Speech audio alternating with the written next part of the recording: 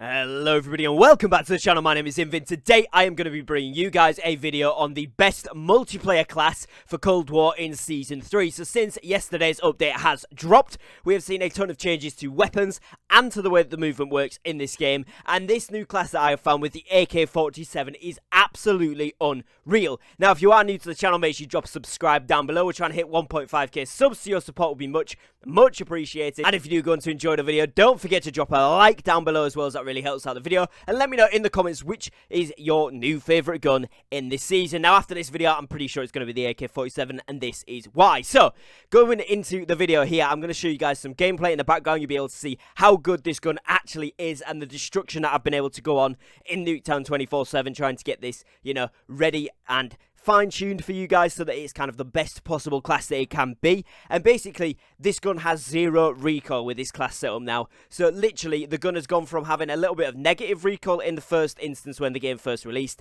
then it had a little bit of bounce, and now it's gone to pretty much zero recoil. So when you're using this gun, you'll be able to see from the clips each shot is going pretty much where you're aiming, and the headshot multiplier is pretty damn high, so you're getting those 2 to 3 shot kills near enough every time, and 3 to 4 shot body kills at pretty much any distance. At least on Nuketown, it's never more than a 5-shot kill, which is a really strong weapon and a very high contender for one of the fastest TTKs in the game. Now, one thing you are going to want to know is that this class is a 9 attachment class, but you can do a 5 attachment variant as well, and I will leave this one on screen for you guys so that you can see that roundabout now. But basically you're just going to want to take off the sight, you're going to want to take off the suppressor, and you're going to want to take off the mags there. But other than that, the attachments are pretty much the same across the board, and this setup is really good because it allows you to see enemies at a strong range, really good sight on it, clean sight, and the TTK, like I said, is ridiculously high on this weapon. It allows you to go on a lot of streaks, gets a good amount of kills and damage under your belt so that you can capture any objectives that you need to do in whichever game mode you're playing,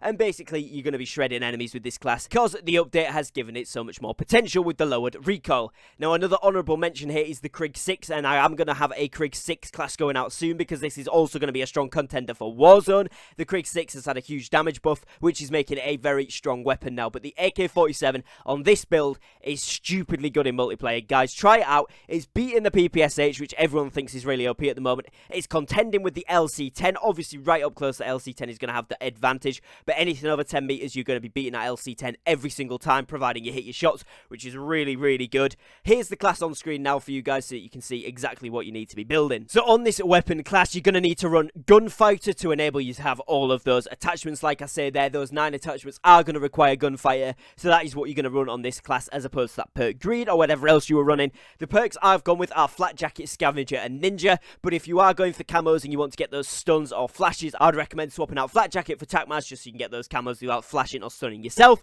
which would be really useful. I then run Stim Shot, Semtex and Sam Turret. Again, swap this out for Field Mike if you're going for the camos, but for me, I've got this gold, so I've just been going for the optimal class.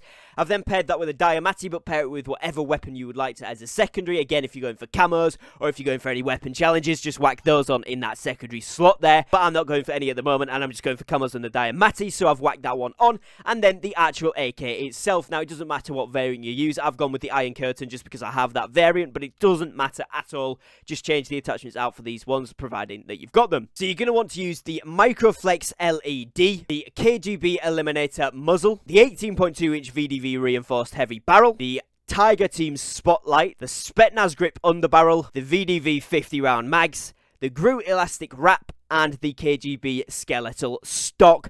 Now what this will allow you to do is have a ton of movement, a ton of visibility onto the enemies with that Tiger Team scope, because it does put those red dots above people, which is super useful, particularly on some of the harder to see maps. You're going to get a ton of visibility off this, which is really good, but you're also going to be able to see very clearly through the Microflex sight. It's a nice clean sight, which gives you good area coverage. You've not got any bulkiness around it, which is obstructing your vision, so that is really good as well. The VDV barrel there just gives you that little bit of extra range and a little bit of velocity on there, so that TTK is pretty quick.